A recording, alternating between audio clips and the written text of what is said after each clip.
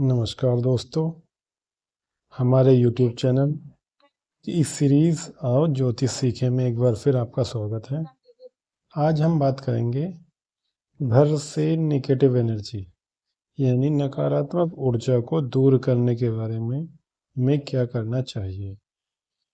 जैसा कि आप देखते होंगे कि आप किसी भी भीड़ भाड़ वाले प्लेस से घर पर आते हैं तो आप अपने आप को थका हुआ महसूस करते हैं, या आप कहीं हॉस्पिटल में गए, किसी भी अस्पताल से जब आप घर पर आते हैं तो अपने आप को थका हुआ महसूस करते होंगे। इसका मतलब एनर्जी लेवल डाउन।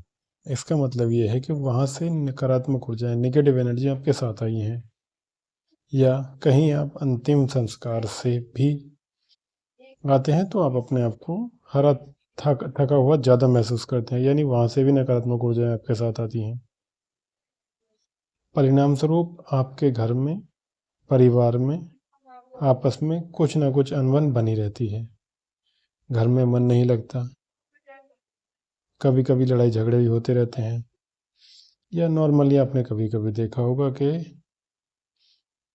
जो आप सोते हैं तो आपको सोते समय ऐसा लगता है किसी ने आपके हाथ और पैर पकड़ लिए हैं, आप बोलना चाह रहे हैं पर बोल नहीं पा रहे हैं। ये सब इन्हीं नकारात्मक ऊर्जाओं का प्रभाव होता है। ये तो थे प्रभाव, और अब है इनसे बचना कैसे है, नेगेटिव एनर्जी से बचना कैसे है। इसके लिए जब सुबह रोटी बनती है घर में तो सबसे पहली रोटी गाय की, मीन्स जो पहली रोटी घर में बनेगी वो गाय को खिलानी है। आखिरी की सबसे लास्ट की रोटी कुत्ते को खिलाइए प्रतिदिन, अगर हो सकता है तो। गाय का घी सिर में लगाना है। गाय के घी को तेल के स्थान पर गाय का घी सिर में यूज करना है। यदि आप घर में पूजा पाठ करते हैं, दीपक जलाते हैं, तो केवल गाय के घी का प्रयोग करें। केवल गाय के घी का ही प्रयोग करें। प्रत्येक व्यक्ति को जो पूजा पाठ कर रहा है, सनातनी है, उसे दिन में एक बार हनुमान चालीसा का पाठ अवश्य करना चाहिए।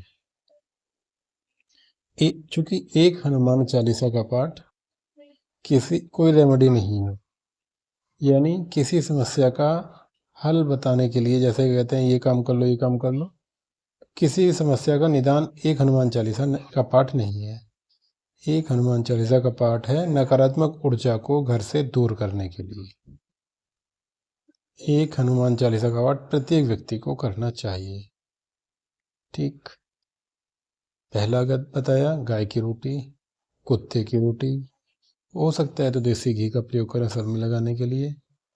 एक हनुमान चालीसा का पाठ प्रतिदिन करना चाहिए प्रत्येक व्यक्ति को जो पूजा पाठ कर रहा है।